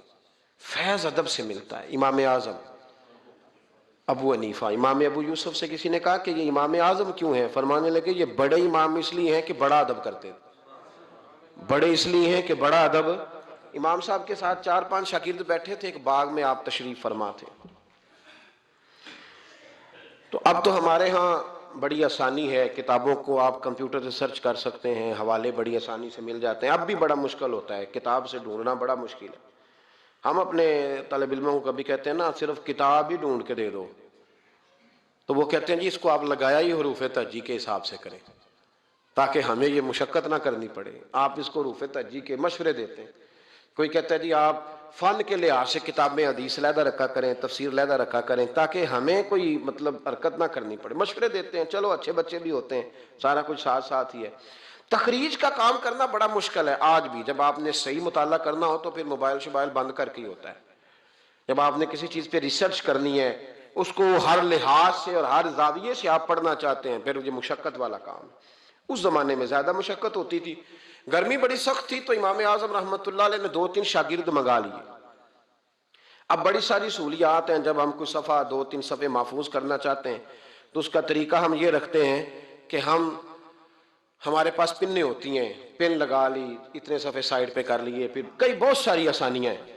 اس زمانے کے اندر بڑا مشکل ہوتا تھا، کچھ کاغذ بھی بڑا مہنگا تھا، چیزوں کو سمیٹنا، اور اگر کوئی چیز بکھر جاتی تھی دوبارہ حاصل کرنا ایک مشقت والا کام۔ تو امام صاحب رحمۃ اللہ علیہ باغ میں بیٹھے تھے، کچھ حدیثوں پر کام ہو رہا تھا، ان کی جو روایات تھیں اس کے راوی جو تھے وہ مرتب کیے جا رہے تھے، چیزوں پر فقہ کے اصول بنائے جا رہے تھے۔ شاید 2-4-5 شاگرد بھی بیٹھے تھے، باغ کے ساتھ کچھ بچے کھیل رہے تھے، تو گیند گری ایک بچے کی۔ تو آپ کو پتہ ہے کہ ایک بچے کی ویسے ڈیوٹی لگائی جاتی ہے گیند ہی پکڑنے کی، کھڑا کرتے ہیں نا جی پیچھے اس کو کہ تو نے صرف گیند ہی پکڑنی ہے۔ مجھے چونکہ دلچسپی نہیں میچ سے، لہذا مجھے زیادہ نام وام نہیں آتے کہ اس کو کیا کہتے ہیں، تو اس کو کھڑا کیا تھا انہوں نے پیچھے۔ وہ گیند اچانک آ گئی نا جب باغ میں، تو بچہ دوڑا آیا، 12-14 سال کا بچہ، جب وہ آیا نا باغ میں تو امام صاحب نے آؤ دیکھا نہ تاؤ دیکھا، امام صاحب جھٹ سے اٹھ کے کھڑے ہو گئے، اور جب کھڑے ہوئے تو وہ کاغذ جو تھے وہ سارے بکھر گئے۔ اب امام صاحب کھڑے ہوئے تو شاگردوں کو بھی کھڑا ہونا تھا، وہ بھی سارے کھڑے ہو گئے، ان کا بھی سارا سامان بکھر گیا، ٹوٹ گیا، دائیں بائیں چیزیں ہو گئیں۔ بچہ چلا گیا، امام صاحب بیٹھ گئے، شاگرد بڑے ادب والے تھے، انہوں نے پوچھا بھی نہیں کیا معاملہ ہے۔ اب نئے سرے سے ساری ترتیب دوبارہ سے لگائی گئی، تھوڑی دیر گزری تو بچہ پھر باغ میں آ گیا، امام صاحب پھر اٹھ کے کھڑے ہو گئے، پھر ساری چیزیں بکھر گئی۔ تیسری دفعہ وہ پھر آ گیا، اب پتہ نہیں وہ کتنی دفعہ آئے گا، بار بار شاگردوں کو بھی اٹھنا پڑتا، وہ کاغذات سارے بکھر جاتے۔ بالآخر ایک شاگرد بول پڑے، کہنے لگے حضور یہ تو بچہ ہے، یہ 100 دفعہ آئے گا۔ تو امام صاحب نے برجستہ جواب دیا، فرمایا اگر یہ 100 دفعہ آیا نا تو ابو حنیفہ 100 دفعہ اٹھ کے کھڑا ہوگا. میں کھڑا ہوں گا, تمہیں تو نہیں نہ پابند کر رہا. کہ حضور ماجرا کیا ہے, کون ہے یہ بچہ؟ تو امام صاحب فرمانے لگے یہ میرے استاد کا پوتا ہے, یہ میرے شیخ کا پوتا ہے, میرے مرشد کا پوتا ہے. اصلہ نال جے نیکی کریے تے او نسلاں تاک نہیں بھول دے, ہاں بے اصلہ نال نیکی کریے تے پھل کنڈیاں نال تول دے. یہ میرے حضرت کا پوتا ہے, اس گھر سے میں نے فیض لیا ہے. فرمایا میں نے نمک کھایا ہے, یہ کیسے ہو سکتا ہے کہ یہ آئے اور میں اٹھ کے کھڑا نہ ہوں, یہ 1000 دفعہ بھی آئے تو میں کھڑا ہوں گا. تو امام ابو یوسف فرماتے تھے اس دن مجھے سمجھ آئی کہ یہ جو امام صرف امام نہیں, امام اعظم ہے نا, یہ بڑے اس لیے ہے کہ انہوں نے ادب بڑے بڑے کیے ہیں, انہوں نے اکرام بڑے بڑے کیے. ہمارے ہاں تو اب اتنی پریشانی والا معاملہ, اتنی پریشانی والا سوچ نہیں سکتے. بالخصوص وہ لوگ جن کا بڑا ملت میں اکرام ہونا چاہیے تھا, بڑا اکرام. مجھے صحیح بتائیں کہ ایک مستند قرآن و سنت جاننے والا عالم کسی ولیمے میں جائے اور ساتھ ہی ایم این اے جائے تو قدر کس کی زیادہ ہو رہی ہوتی ہے, ہونی کس کی چاہیے؟ یہ تکلیف والا معاملہ ہے, تکلیف والا. یہاں ایک استاد کو ہتھکڑیاں لگی تو موم بتی مافیا سارا بول پڑا اور 2 مہینے علماء کو جیلوں میں رکھا گیا اور جرم نہیں بتایا گیا. اور قوم کیا کہہ رہی ہے؟ مذاق اڑا رہی. کچھ لوگ مذاق کرتے تھے, بھاگ جائیں جی پولیس آ گئی. کس مطلب جرم کیا تھا؟ چور تھے, یہ ڈاکو تھے. اور بہت سارے تو ایسے تھے جو کسی کاز میں, کسی کام میں, کسی ایسی ایکٹیویٹی میں بیچارے شامل ہی نہیں تھے, مدرسین پڑھنے پڑھانے والے, اور ان کو پکڑ کر اندر ڈال دیا گیا. اور وہ لوگ جو خود بڑے بڑے دنوں تک سارا ملک بند کرتے رہے, انہوں نے یہ جرم کیا, کوئی پوچھنے والا نہیں تھا, کوئی نہیں تھا, کوئی پیچھے جانے والا نہیں. 2 مہینے, اور پھر کہا گیا 20 لاکھ اور پتہ نہیں کتنے لاکھ, اور پھر ڈائریکشن کا نہیں پتا جانا کدھر ہے. زمانہ تو یہ بتایا ہی نہیں گیا. تو مجھے بتلاؤ یہ کیا ان لوگوں کا معاشرے میں کیا اکرام رہ گیا, کیا احترام رہ گیا؟ بہت سارے ایسے لوگ ہیں جن کے والد 2 مہینے جیل میں رہے, بچوں نے مدرسوں میں پڑھنا چھوڑ دیا ہے, کہ جو ہمارے ابے کا حشر ہوا ہمارا بھی تو وہی ہونا ہے نا. پڑھنا چھوڑ گئے طالب علم, انہوں نے کہا جی ہم سے نہیں یہ کام ہوتا. تو روز سیمینار کرتے ہو. یہ تھوڑے دن پہلے کراچی میں سیمینار تھا کہ ہرن کی پیدائش کم ہو گئی ہے, تو ایسے اقدامات کیے جائیں کہ ہرن جو ہے وہ زیادہ پیدا ہو. بہت بڑا سیمینار منعقد کیا گیا. آپ کو نہیں پتا کہ علماء کم رہتے جا رہے ہیں؟ پتا ہے آپ کو؟ ڈھونڈنے سے عالم نہیں ملتا, بستیوں کی بستیاں خالی ہیں. کیوں؟ اس لیے کہ جو حشر کرتے ہیں نا ہم, خود ساری زندگی جو مرضی کرتا رہے, اور کسی عالم کا ننگا سر بھی دیکھ لے تو وہ 20 جگہ پہ. ہم جا رہے تھے تھوڑے دن پہلے لاہور, تو آگے گاڑیوں کی بریک لگ گئی. گاڑیوں کی بریک لگی تو بچے نے بریک لگا دی گاڑی کی, تو پیچھے سے ایک ڈرائیور نے آ کے دھڑام سے گاڑی ماری, اڑا دیا سارا کچھ پیچھے سے, سب ختم. اب اس کی سواریاں کہنے لگی کہ ہم تجھے وہاں سے کہتے آ رہے ہیں کہ تو چلاتا ادھر ہے, دیکھتا ادھر ہے. بچے جلال کرنے لگے تو میں نے ان کا بازو تھام لیا. میں نے کہا پتر, ہم جو کام کرتے ہیں نا یہ بڑا مظلومیت والا کام ہے. تم نے 2 منٹ بھی کسی سے بات کر لی نا, حالانکہ غلطی ساری اس کی ہے, اور ہم نے اسے کچھ بھی نہیں کہا. اس کی سواریاں ساری اس کے گلے پڑ رہی تھی کہ جو تو دیکھتا ادھر ہے, چلاتا ادھر ہے, ساتھ میسج لکھ رہا ہے, تو ساتھ موبائل سن رہا ہے, تو کتنا پاگل ہے, کتنے لوگوں کی جان خطرے میں ڈال. تو میں نے کہا بیٹے تم ایک بات بھی کرو گے تو اس کی ویڈیو بن جائے گی کہ یہ دیکھیں جی پیر صاحب تبلیغ کرتے ہیں, ان کا حال دیکھیں. یہ فٹافٹ معاملہ, یہ اور یہ اتنا سخت معاملہ, اتنی اذیت ناک یہ مسئلہ ہوتا جا رہا ہے, اتنا کربناک ہے یہ معاملہ. کسی نے کسی سے ہاتھ نہیں ملایا تو شور ہو گیا. یہ بازو دکھنے لگتا ہے. آپ یقین کریں, بیٹھے رہتے ہیں نا, جب کسی مجلس میں جاتے ہیں تو ہزاروں لوگوں سے ملنا پڑتا ہے, اور سنگی اپنے حساب سے ملاقات کرتے ہیں. کچھ بڑے عقیدت مند ہوتے ہیں, اور جب تک پورا بازو اپنے قریب نہ کر لے تب تک سلام میں بھی مزہ نہیں آتا. تو اب آپ کہہ نہیں پوچھ سکتے, آپ چونکہ آپ دین کی بات کرتے ہیں, آپ خبردار, آپ بالکل ہلیں گے نہیں, آپ کو ہر جگہ پورا اترنا ہے. تو یہ اتنا گھٹن والا موت, کیونکہ آداب نہیں رہے, کیونکہ ہم تکلیف دیتے ہیں, ہم آزمائش میں ڈالتے. ایسے ایسے جملے لوگ کستے اور کہتے ہیں کہ جن کا کوئی مطلب جواب ممکن ہی نہیں, آپ دے نہیں سکتے. آپ کس طرح کر کے اس کا جواب دیں گے؟ کسی نے فون کیا اور کوئی سخت بات کہہ دی تو آپ نہیں جواب دے سکتے, پتہ نہیں وہاں ریکارڈنگ نہ چل رہی ہو, اور وہ اپنی بات پتہ نہیں ریکارڈ کرے نہیں کرے گا. یہ تکلیف ہے. کبھی بھی اپنے بزرگوں کو تکلیف کبھی بھی تکلیف نہ دیں، کبھی بھی اذیت میں مبتلا نہ کریں، آزمائش میں نہ ڈالیں کبھی بھی۔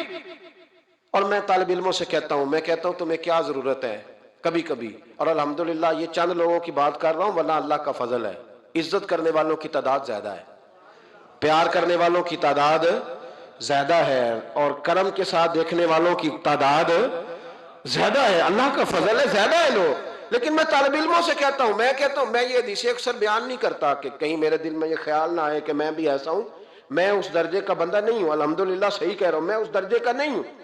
پر یار کتنی شاندار بات ہے، کتنی بڑی علامہ اسماعیل حقی نے روایت لکھی ہے، میرے نبی کریم رسول رحمت صلی اللہ علیہ وسلم آقا دو عالم علیہ السلام نے فرمایا، حضور نے نہیں فرمایا کہ پیر میرا وارث ہے، نبی پاک نے یہ نہیں فرمایا کہ جو ساری زندگی رزق حلال کھائے وہ میرا وارث ہے، یہ نہیں فرمایا کہ 40 سال عشاء کے وضو سے فجر پڑے تو اب میرا سجادہ نشین ہو گیا، نہ، نبی پاک نے فرمایا یہ جو عالم ہے نا یہ میرے وارث ہے، دین کے عالم میرے، اور کیا حسن ہے لفظوں کا، کیا وقار ہے۔ یقین کریں جب یہ حدیثیں پڑھتے ہیں نا تو روح پرواز کرتی ہے، اور دل کرتا ہے کہ وجد اگر آ سکتا ہے تو اس بات پہ آ سکتا ہے۔ میرے مصطفیٰ کریم علیہ السلام نے فرمایا جس نے کسی عالم کی مدد کی سمجھے میں نے اپنے نبی کی مدد کی، فرمایا جس نے کسی عالم کو سہارا دیا وہ سمجھے میں نے اپنے نبی کو سہارا دیا، اور حضور فرمانے لگے جو کسی عالم کی صحبت میں بیٹھا وہ سمجھے میری صحبت میں بیٹھا ہے، اور حد ہو گئی، نبی کریم علیہ السلام نے فرمایا جس نے عالم کی زیارت کر لی سمجھے اس نے میرا دیدار کر لیا، اور فرمایا عالم کا چہرہ دیکھتے رہنا بھی عبادت ہے، اتنا بڑا درجہ۔ اور جہاں جناب موم بتی مافیا ٹی وی پہ بیٹھے ہوئے لبرل لوگ، لبرل بے دین، یہاں تو کسی کی عزت محفوظ نہیں۔ تھوڑے دن پہلے ایک بڑے مشہور اینکر کی مجھے ویڈیو دکھائی بچوں نے، علامہ اقبال کو برا بھلا کہہ رہے تھے، علامہ، اور بڑے غلیظ، سنا آپ نے بھی، نام لینے کی ضرورت تو نہیں، پتہ نا جی میں بات نہیں کرتا جی، کسی ہم ذکر نہیں کرتے۔ میرا عرض کرنے کا مقصد یہ ہے کہ آپ اقبال مصور پاکستان، محسن پاکستان، اور ٹی وی پر بیٹھ کر آپ جب ایسی ہستیوں کے بارے میں جملے کسیں گے پیچھے کیا رہے گا؟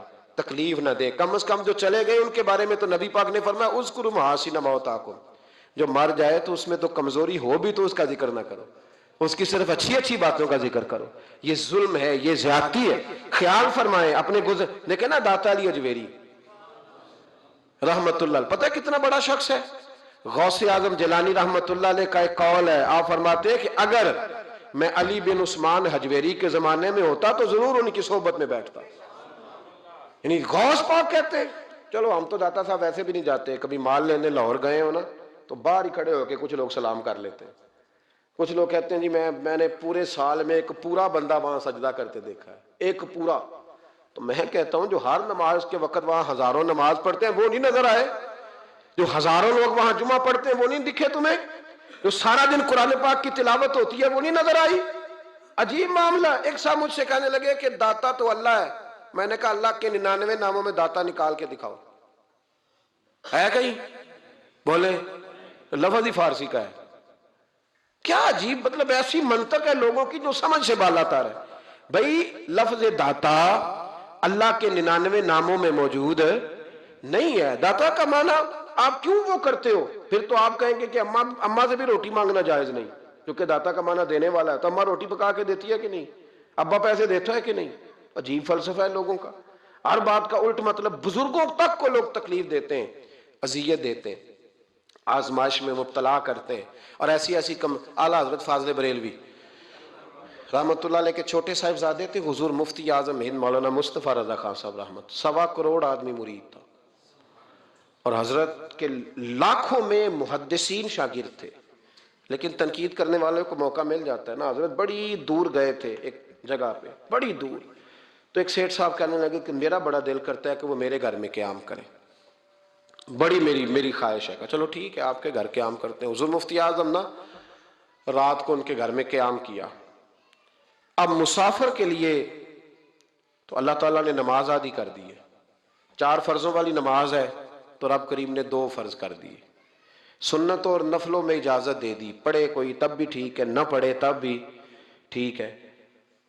تو اب فرض جہاں کم کر دیے گئے تو حضور مفتی اعظم اس گھر میں مہمان تھے، سارا دن کی تھکاوٹ تھی، تو جہاں اللہ تعالیٰ نے فرض کم کر دیے وہاں کسی پہ پابندی لگائیں کہ اٹھ کے تہجد بھی پڑھے، آپ نے عشاء کی نماز پڑھی، آرام فرمایا، فجر کے وقت اٹھے، اس شخص نے بڑی مشکل سے فجر کے بعد ناشتہ دیا اور سویرے شور کرنے لگا اتنے بڑے پیر ہیں، تہجد تو پڑھی کوئی نہیں۔ لوگوں نے اس کو کہا یار تو اس بات کی پابندی لگا رہا ہے جس کی اللہ رسول نہیں لگاتے، تو سفر کے اندر تو فرض نماز کو اللہ تعالیٰ نے اجازت دے دی ہے، تو نفلوں کی کہنے لگا جی نہیں مجھے نہیں سمجھ آئی بات کی۔ انہوں نے کہا کہ تمہیں پتہ ہے حدیث کیا ہے کہ جس نے، اللہ فرماتا ہے جس نے میرے ولی سے دشمنی کی میرا اس کے خلاف اعلان جنگ ہے۔ یہ بخاری مسلم کی مستند ترین حدیث ہے۔ صرف جنگ نہیں، اعلان جنگ ہے، اعلان۔ دو ہی تو جرم ہے جن پہ اللہ زیادہ ناراض ہے، ایک کا سود نہ چھوڑا تم نے تو میں جنگ کروں گا، اور ایک کا میرے ولی سے دشمنی کی تو میں تمہارے خلاف اعلان۔ اس حدیث کی ایک حرف بھی کمزور نہیں، سند بھی کمزور نہیں، متن اتنی تگڑی حدیث۔ حضرت معاذ ابن جبل رضی اللہ تعالیٰ عنہ نبی پاک صلی اللہ علیہ وسلم کے روزے پر بیٹھ کے رو رہے تھے، یہ ابو داؤد شریف کی حدیث۔ حضرت عمر آگے کا روتے کیوں ہو؟ فرمانے لگے مجھے دو حدیثوں نے پریشان کر دیا ہے۔ ایک تو نبی پاک نے فرمایا چھوٹی سی ریاکاری بھی شرک ہے، اگرچہ شرک اصغر ہے پر انسان سے غلطی ہو ہی جاتی ہے، اور دوسرا حضور نے کہا ہے کہ جس نے ولی سے دشمنی کی میرا اعلان جنگ ہے۔ تو عمر مجھے کیسے پتا چلے گا کہ کون ولی ہے؟ حضرت عمر نے کہا بہتر یہ ہے کہ تو سب کی عزت کیا کر، سب کا اکرام کر، لیکن یہاں تو لوگ معاف ہی نہیں کر رہے۔ غوث پاک پر بھی فتویٰ ہے، داتا علی اجویری پر بھی فتویٰ ہے، خواجہ معین الدین، پتہ نہیں یہ کون سا دین ہے، کون سا مذہب ہے جس میں پچھلا کوئی بھی ٹھیک نہیں تھا، جو آج پیدا ہوا صرف وہ ٹھیک ہے، جو جتنا زیادہ بدتمیز ہوتا ہے اتنا زیادہ عروج پاتا ہے۔ تو میں کہتا ہوں امام بخاری کو بھی نہیں مانتا۔ کیوں مانا تو نے امام بخاری کو؟ امام بخاری کو مانو گے تو بخاری مانو گے، امام مسلم کو مانو گے تو مسلم شریف کو۔ کیا فلسفہ ہے؟ بغیر کسی امام کے تو حدیث تک پہنچ ہی نہیں سکتا، جانا ڈائریکٹ جا کے لے نبی پاک سے حدیث، امام بخاری کے بخیر لے تیرا پتہ چلے۔ جب امت میں جتنے لوگ گزر گئے سینکڑوں سالوں میں وہ سارے غلط تھے، جو آج پیدا ہوا وہ ٹھیک ہے۔ کوئی ٹی وی پہ بیٹھ گیا، کوئی یوٹیوب پہ بیٹھ گیا، سارے غلط تھے جی میں نیا آیا ہوں میں ٹھیک ہوں، یہ کیسے ہو سکتا ہے؟ بدتمیزوں کو عروج ملے گا۔ تو نبی کریم علیہ السلام نے فرمایا اللہ کا اعلان جنگ ہے، یہ بخاری مسلم ہے، یاد رکھنا، کبھی ذہن میں بھی کسی اللہ کے نیک بندے کے بارے میں برا خیال نہ پیدا کرنا، اعلان جنگ ہے رب کریم کا۔ تو کہنے لگا جی تہجد ہی نہیں پڑھی۔ لوگوں نے بڑا سمجھایا کہ یار کوئی بات تو نے غیر شرعی دیکھی ہے تو وہ کر، لیکن تو جہاں بیٹھتا ہے غیبت کرتا ہے، جہاں بیٹھتا ہے کوئی غیر شرعی بات دیکھی ہے تو بیان کر۔ ہم کہنے لگا جی نہیں، چونکہ بڑا سیٹھ تھا، جب اسے اتنی زیادہ بات کی تو حضور مفتی اعظم ہند کو تکلیف ہوئی، جاگ رہے ہیں آپ لوگ؟ آپ رو پڑے، فرمانے لگے اسے ایسا نہیں کرنا چاہیے تھا، میری کوئی غلط بات دیکھتا تو تبصرہ کرتا، آپ کی آنکھوں میں آنسو کیا آئے، اس کے گھر میں تو آگ لگ گئی، کہتا ہے صرف وجود کے کپڑے بچے باقی ہر شے جل گئی، اور پھر میں 2 سال محنت کرتا رہا کہ دوبارہ میرا گھر میرا کاروبار مضبوط ہو جائے، نہ ہو سکا۔ پھر ایک دن تڑپا تو کسی نے کہا وہاں چلا جا معافی لے لے، تجھے پتہ ہے جب کوئی ولی کا بے ادب ہوتا ہے تو پھر رب اس کا کیا حال کرتا ہے، وہاں چلا جا بچ جائے گا۔ آیا حضور مفتی اعظم کی خدمت میں، دروازے پہ داخل ہوا تو آپ فرمانے لگے تو نے اچھا کیا تو آ گیا، اور اب تجھے معافی مانگنے کی ضرورت نہیں، جا میں بغیر معافی مانگے ہی تجھے معاف کرتا ہوں۔ وہ کہتا ہے اگلے دن سے ہی میں نے اپنا رویہ بہار گلشن گلوں کی نکہت نبی کے گیسو نبی کی صورت، بہار گلشن گلوں کی نکہت نبی کے گیسو نبی کی صورت، قسم خدا کی رحمت نبی کے گیسو نبی کی صورت، نظر کی بنی ہے جنت نبی کے گیسو نبی کی صورت، ہے دیکھنا بھی جنہیں عبادت نبی کے گیسو نبی کی صورت، بہار گلشن گلوں کی نکہت نبی کے گیسو نبی کی صورت. حضرت جنید بغدادی، یہ داتا صاحب نے لکھا ہے. حضرت جنید بغدادی نے نا ایک نوجوان کی تربیت کی، اسے ادھر دیکھیں میری طرف. جنید بغدادی نے اسے تعلیم دی، وہ اکثر آتا، آپ پڑھاتے، پیار کرتے، محبت کرتے. تھوڑی سی نا چند باتوں کی اسے خبر ہو گئی، علم ہو گیا، پھر آہستہ آہستہ اسے نورانی خواب بھی آنے لگ گئے. پھر آہستہ آہستہ اسے سمجھ لگنے لگ گئی کہ اب میں نہ کچھ ہوں. پرواہ کو نہیں ہوتی رب کریم کے بندے کو، موج کرے کوئی. ایک چاہت کرنے والا جاتا ہے تو کئی درجن اللہ عطا کرتا ہے. لیکن نہ صرف اتنی تکلیف ہوتی ہے کہ میری ہاتھوں کے تراشے ہوئے مٹی کے صنم آج بت خانے میں بھگوان بنے بیٹھے ہیں. یہ ذرا تکلیف ہوتی ہے کہ اس کو وہ پتھر جن کو سکھائی تھی قوت گویائی ہم نے، وہ جب بولنے لگے تو ہم پر ہی برس پڑے. یہ ذرا اچھا نہیں لگتا. یہ تکلیف ہوتی ہے کہ یہ کیا انداز ہوا، ہم ہی سے کھا کے ہماری بلی ہمیں میں ہوں. یہ ذرا بات تھوڑی سی بات ہی، یہ ذرا اچھا نہیں لگتا. یعنی میرے ہاتھوں کے تراشے ہوئے مٹی کے صنم دیکھو آج بت خانے میں بھگوان بنے بیٹھے. تو وہ کہنے لگا کہ میں تو اب اوپر چلا گیا ہوں حضرت جنید بغدادی سے. کبھی کسی کو کوئی بات سناتا، کبھی کوئی سناتا، کہتا وہ تو ابھی وہی ہیں، تبلیغ کر رہے ہیں، یہ کر رہے ہیں، تو میں تو رات خواب میں فلانی جگہ بھی ہوا ہوں. تو بہت اونچا درجہ ہے میرا. وہ آہستہ آہستہ جب پر تھوڑے نکلے نا، انہوں نے کہا تو حضرت ہنس دیتے، مسکرا دیتے، کہتے چلو موج کریں. لیکن دل میں تکلیف ضرور تھی، ہوتی ہے تکلیف، کیا کرے، اللہ نے دل جو بنایا ہے. اس میں بعض لوگوں کے بعض جملوں کی بڑی تکلیف ہے. کئی دفعہ تکیے پہ کچھ آنسو گر جاتے ہیں، رضائی پہ منہ دے کے نا کئی دفعہ بندہ روتا ہے کہ یار سارے کر لیتے، تجھے نہیں کرنی چاہیے تھی. لیکن چلو خیر. ایک دن نا وہ زیادہ ہی بدتمیز ہو گیا. اس نے کہا میں نے مرشد کا امتحان لینا ہے، پتہ کرنا ہے آج کتنے پانی میں ہے. اور شیخ سعدی فرماتے ہیں جب اللہ کسی کو رسوا کرنا چاہتا ہے نا تو اسے اپنے نیک بندوں کی پردہ داری پہ لگا دیتا ہے. وہ جب ان کے پردے کھولنا چاہتا ہے پھر رب اسے رسوا کرتا ہے، پھر چوکوں چراہوں میں رسوا ہوتا ہے. آ گیا حضرت جنید بغدادی کے پاس دل میں سوال لے کے، آج میں نے امتحان لینا ہے. تو کہنے لگا حضور میں کچھ پوچھنے آیا ہوں. تو آپ فرمانے لگے جو تو جلال آ گیا نا، پہلے تو دور دور باتیں کرتا تھا، آج اس نے سامنے کر دی تو کام خراب ہو. جلال آیا حضرت کو، تو مجھ سے بات کرے گا، میری روٹی کھا کے، میرا نمک کھا کے، میرے ٹکڑوں پہ پال کے، مجھ سے تربیت لے کے میرے سامنے بات کرے گا. فرمایا تو چھوڑ، تیرے دل میں سوال کیا، میں بتاؤں تو کیا پوچھنے آیا ہے؟ تو فلانا فلانا سوال لے کے آیا تھا. کہنے لگا حضور ہاں. فرمایا بتا جواب لفظوں میں لینا ہے کہ معنوں میں لینا ہے؟ کیونکہ حضرت جلال میں تھے تو کچھ نہ بول سکا. فرمانے لگے چل میں تجھے دونوں میں ہی دیتا ہوں، چل میں تجھے دونوں میں دیتا ہوں، لفظوں میں بھی دیتا ہوں، معنوں میں بھی دیتا ہوں. معنی بھی دونوں میں لے تو جواب. پھر حضرت جنید داتا صاحب نے لکھا، حضرت جنید بغدادی فرمانے لگے لفظوں میں جواب یہ ہے کہ تجھے شرم نہیں آئی، کاش تو میرا امتحان لینے سے پہلے اپنا امتحان لے لیتا. تو دیکھتا کہ تیری 40 سال کی زندگی کہاں گزری ہے، تو دیکھتا کہ تو کہاں کہاں کیا کیا کرتا رہا. میرا یہ تو جواب ہے تیرا لفظوں میں، اور معنوں میں جواب یہ ہے کہ جا میں نے تجھ سے تیری ولایت چھین لی ہے، جا میں نے تیرا نور چھین لیا، تو رب کے بندوں کو ستانے آیا ہے، جا اب میں نے تجھ سے سارا کچھ واپس لے لیا.